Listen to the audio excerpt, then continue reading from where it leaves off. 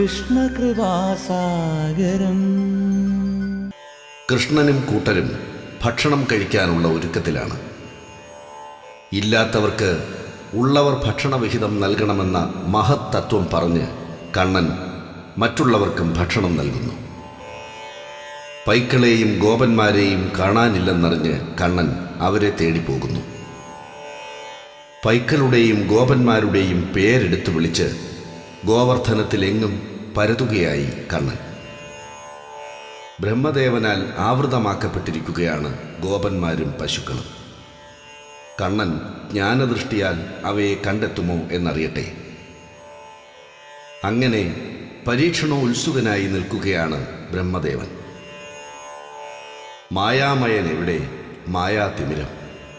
കണ്ണൻ അവരെ കണ്ടെത്തുക തന്നെ ചെയ്തു. ബ്രഹ്മദേവന് മാത്രമല്ല, ഗോപബാലകനും സൃഷ്ടിക്കാൻ കഴിവുണ്ടെന്ന് ബ്രഹ്മദേവൻ അറിയണമല്ലോ. കണ്ണൻ മുരളിയൂതി തനിക്ക് ചുറ്റും പശുക്കളെ സൃഷ്ടിക്കുന്നു. അപ്പോഴാണ് ശ്രീദാമാവിനെയും കൂട്ടരെയും കാണാനില്ല എന്ന ബലരാമൻ്റെ അറിയിപ്പ്. കണ്ണൻ്റെ മുരളീരവത്താൽ ഗോപന്മാരും പ്രത്യക്ഷപ്പെടുന്നു. കൂട്ടുകാർക്ക് ഒന്നുറങ്ങി ഉണർന്ന അനുഭവമുണ്ടാകുന്നു. ബ്രഹ്മാവ് ഭൂലോകത്തേക്ക് വന്ന് തൻ്റെ പരമവിഡ്ഢിത്തത്തിന് മാപ്പ് ചോദിക്കുകയായി കണ്ണനോട്. മാപ്പ് നൽകുന്ന കണ്ണൻ നാൻമുഖൻ മറച്ച പൈക്കളെയും ഗോപന്മാരെയും അന്വേഷിക്കുന്നു. എല്ലാവരെയും യഥാസ്ഥാനങ്ങളിൽ എത്തിച്ചു എന്നറിയുമ്പോൾ കണ്ണൻ താൻ സൃഷ്ടിച്ച ഗോക്കളെയും ഗോപാലരെയും തന്നിലേക്ക് തന്നെ ലയിപ്പിക്കുന്നു.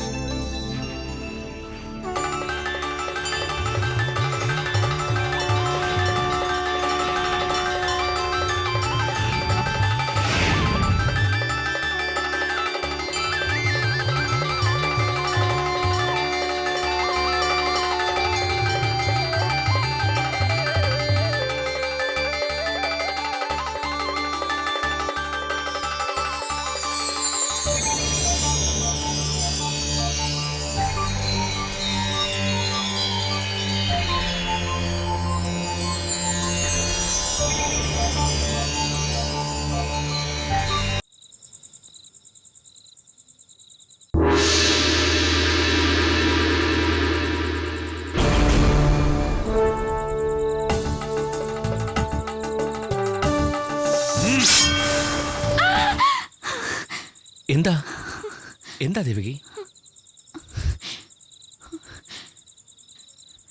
ഭീതിതമായ സ്വപ്നം. ജ്യേഷ്ഠൻ വാളോങ്ങി ആക്രോശിച്ച് അടുത്തെത്തുന്ന പോലെ.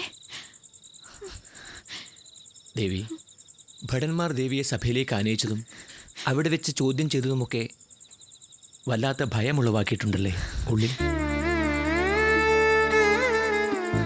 ഏറിയാൽ ഒരു കാരാഗ്രഹവാസം. അതോർത്ത് ഭയക്കുന്നത് എന്തിന്? കാരാഗൃഹത്തിൻ്റെ കരിങ്കൽ ഭിത്തികൾ വിഭൂതി തീർക്കാനായി ഗോമയം ഒട്ടിച്ചു വെച്ച ചുമരുകളാണെന്ന് കരുതുക. ചങ്ങലകൾ ഗോക്കളുടെ കർണാഭരണമായ കുടമണിമാലകളാണെന്നും ഗോശാലയിലെ ഗോക്കളെപ്പോലെ ഭഗവത് നാമത്തിൻ്റെ ക്ഷീരധാര ചുരത്തി നമുക്കവിടെ വസിക്കാം.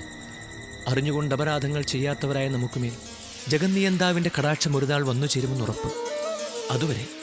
അതുവരെ ഒക്കെ സഹിക്കുക. സഭാതലത്തിൽ വെച്ച് ചോദ്യം ചെയ്യുമ്പോൾ ഭയത്തിന്റെ വാൾത്തല പൊന്ന് ഹൃദയം ചീന്തി കടന്നുപോയ പോലെ അമ്പാടിയിലെ കൃഷ്ണൻ നമ്മുടെ ഉണ്ണിയാണെന്ന ശങ്ക ജ്യേഷ്ഠനിൽ ഏവം വിധമോ ഉറച്ചിരിക്കുന്നു. എങ്കിൽ അതിന് പിന്നിലും ഉണ്ടാകും ഒരു ഭഗവത് നിശ്ചയം എന്ന് കരുതുക. ദേവി ഓർക്കുന്നില്ലേ കൃഷ്ണജയന്തി നാളിൽ മുഴങ്ങിയ ഭഗവത് വചനം? എല്ലാം കാലമാകുമ്പോൾ സ്വയം വെളിപ്പെട്ടുകൊള്ളുമെന്ന്.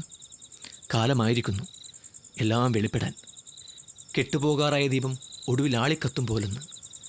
അതാണിപ്പോൾ കംസമഹാരാജാവിൽ സംഭവിച്ചുകൊണ്ടിരിക്കുന്നത്. ഉറങ്ങിക്കൊള്ളൂ.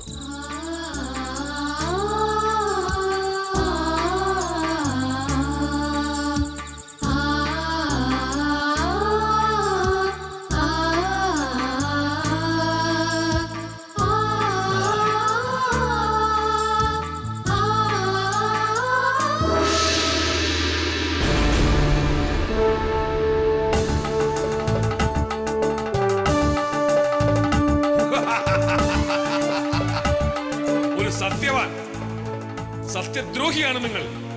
രാജ്യദ്രോഹിയായ ദുരാചാരി, രാജ്യവഞ്ചകൻ, കാപട്യത്തിന്റെ കൺകണ്ട രൂപം, പ്രതിജ്ഞ നിറവേറ്റിയ ഒരു മഹാരഥൻ. എവിടെ അഷ്ടമപുത്രൻ? പറയൂ.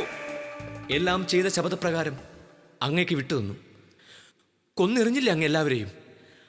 അങ്ങ് ചോദിച്ച ചോദ്യം തിരിച്ച് ഞാനാണ് ചോദിക്കേണ്ടത്. എവിടെ എന്റെ സന്താനങ്ങൾ? അഷ്ടമർ. ധിക്കാരം എന്റെ സഭയിൽ നിന്നോ? നാം ചോദിച്ചതിന് ഉത്തരം പറയൂ. സഭയിലിട്ട് കഴുത്ത് ഞെരിച്ച് കൊന്നുകളയും നാം. അഷ്ടമ സന്താനം, അതും പുത്രൻ തന്നെ ആയിരുന്നു അല്ലേ?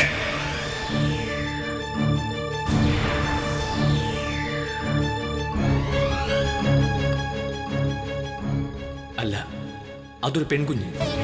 കാരാഗ്രഹത്തിലെത്തി കാലിൽ തൂക്കിയെടുത്ത് ഉയർത്തിയത് അങ്ങ് മറന്നുപോയോ? വീണ്ടും അത് തന്നെ ആവർത്തിക്കുന്നു അല്ലേ?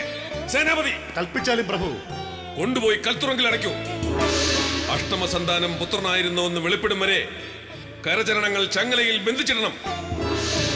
എന്തു മാർഗത്തിൽ വേണമെങ്കിലും ചോദ്യം ചെയ്തോളൂ. നമുക്കതറിയണം. ഉപജാപകനായ ഈ കപട സത്യവാന്റെ നാവിൽ നിന്ന് തന്നെ നമുക്കതറിയണം. അന്തക ശിശുവിനെ ഗർഭത്തിൽ വഹിച്ച ഈ ഭാദർ വഞ്ചകയുടെ നാവിൽ നിന്ന് തന്നെ നമുക്കത് കേൾക്കണം. കൊണ്ടുപോ. നടക്ക്.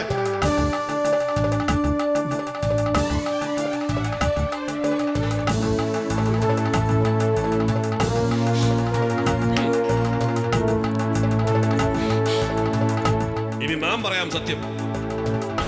മഹാവിഷ്ണുവിന്റെ മായാജാലത്തിന്റെ മറവിൽ വസുദേവർ ചെയ്തത് എന്തെന്നോ?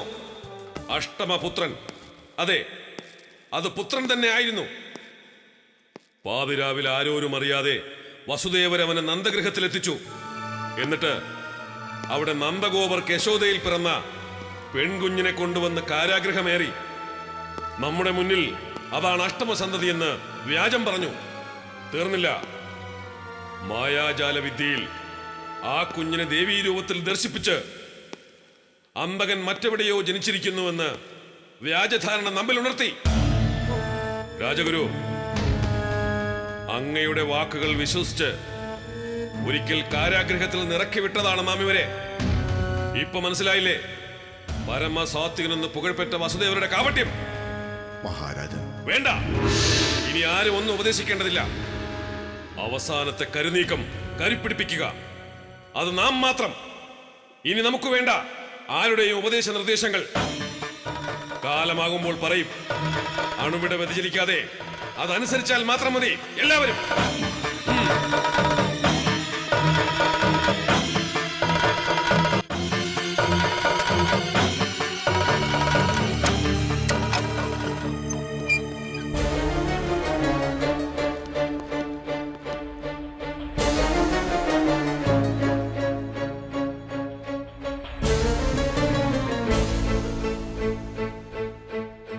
ശൂരസേനാത്മജന്റെ ശൗര്യം ഇനിയും കെട്ടടങ്ങിയില്ലല്ലേ? വേണ്ട, ഇനി അവശേഷിക്കുന്നത് ഏതാനും വിനാഴികകൾ മാത്രം. അതിനുള്ളിൽ അന്ത്യശാസനം അനുസരിക്കുന്നതാണ് ആയുസിന് നന്ന്. അതല്ലെങ്കിൽ രാജകോപത്തിന്റെ കരവാൾ മുനയിൽ ഇത്തിരി രുതിരകണം അവശേഷിപ്പിച്ച് ഈ ലോകത്തോട് വിട പറയേണ്ടി വരും വസുദേവർ. നിങ്ങളിൽ നിന്നും ഒരു സത്യം അറിയാൻ വേണ്ടിയിട്ടല്ല, മഹാരാജാവ് പറഞ്ഞു കഴിഞ്ഞ സത്യം നിങ്ങളുടെ നാവാൽ ഉര ചെയ്ത് കിട്ടാൻ വേണ്ടിയാണ് ഇതൊക്കെ. അതോർമ്മയുണ്ടല്ലോ? സേനാപതി, അങ്ങയെ ഏൽപ്പിച്ച ദൗത്യം കൃത്യമായി അനുഷ്ഠിച്ചാലും അതിന്റെ കാഠിന്യം എത്ര തന്നെ ആയാലും പറഞ്ഞ വാക്ക് മാറ്റി പറയില്ല വസുദേവർ. വസുദേവർ, നിങ്ങളെ കൊണ്ടത് മാറ്റി പറയിക്കും. ഇല്ലെങ്കിൽ ഭോജരാജ്യത്തെ സേനാപതി പിന്നെ ജീവിച്ചിരിക്കുന്നത് എന്തിന്? പറയിപ്പിക്കും. ശൂരസേന സുതന്റെ നാവ് കൊണ്ട് തന്നെ പറയിപ്പിക്കും.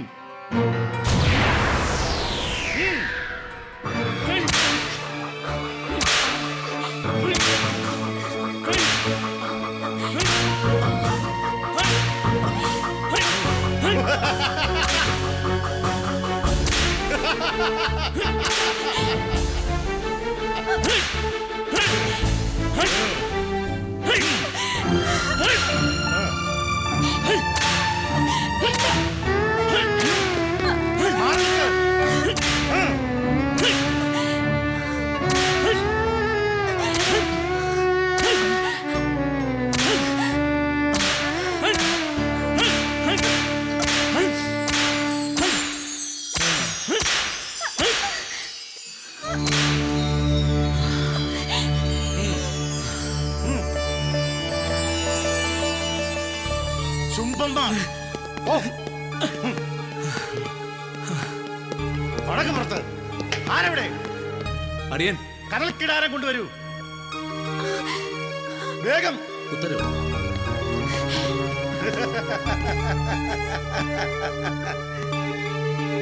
കടൽക്കിടാരത്തിൽ ഒരു 4 വിനാഴിക കാലൂന്നി നിൽക്കുമ്പോ സമ്മതിക്കുമല്ല. അവസാനം ഒരു ഊഴം കൂടെ സമ്മതിക്കുമോ? സത്യം. അതല്ലെങ്കിൽ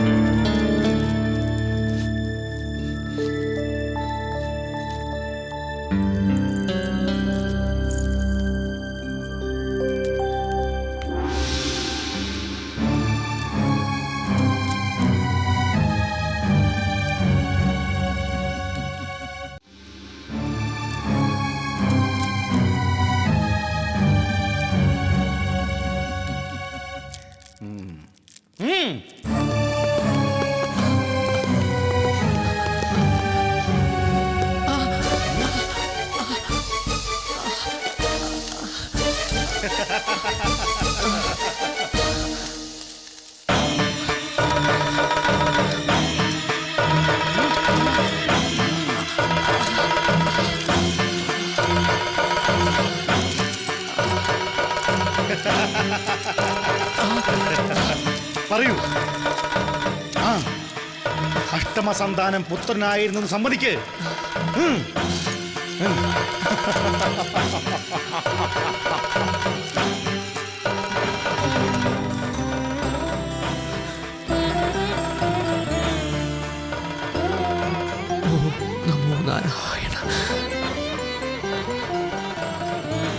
നാരായണ, വിഷ്ണു, സച്ചിദാനന്ദ മൂർത്തേ. ഓം നമോ നാരായണ. ഓം നമോ നാരായണ. ഓം നമോ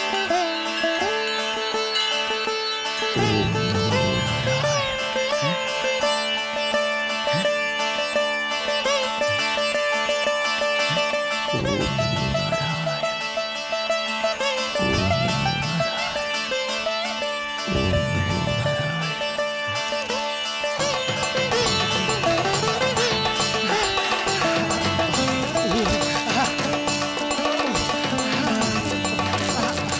ഓം നമോ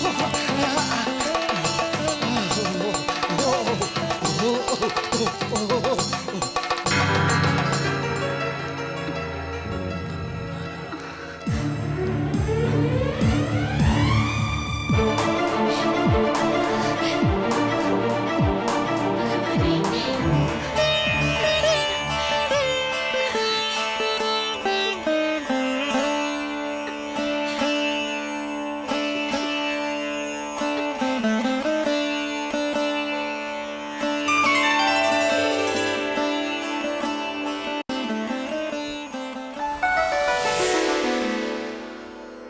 നാരായണ ദ്വേഷികൾ കാട്ടുന്ന പരാക്രമങ്ങളൊക്കെയും അണയാൻ പോകുന്ന ദീപത്തിൻ്റെ ആളിക്കത്തലാണെന്നറിയുക. ഉള്ളുരുകി ഉരുവിടുന്ന നാരായണ മന്ത്രത്തിന് കനൽക്കട്ടകളെ കനകദ്രുമങ്ങളാക്കാൻ കഴിയും. ആദിശങ്കരാചാര്യ ശിഷ്യൻ ഉരുവിട്ട നാരായണ മന്ത്രം പങ്കജസൂനങ്ങൾ സൃഷ്ടിച്ച് അദ്ദേഹത്തെ നദി കടത്തി. ഭക്തപ്രഹ്ലാദൻ്റെയും ഭക്തമീരയുടെയും ഒക്കെ അനുഭവകഥകൾ വേറെയും ദൃഷ്ടാന്തങ്ങൾ.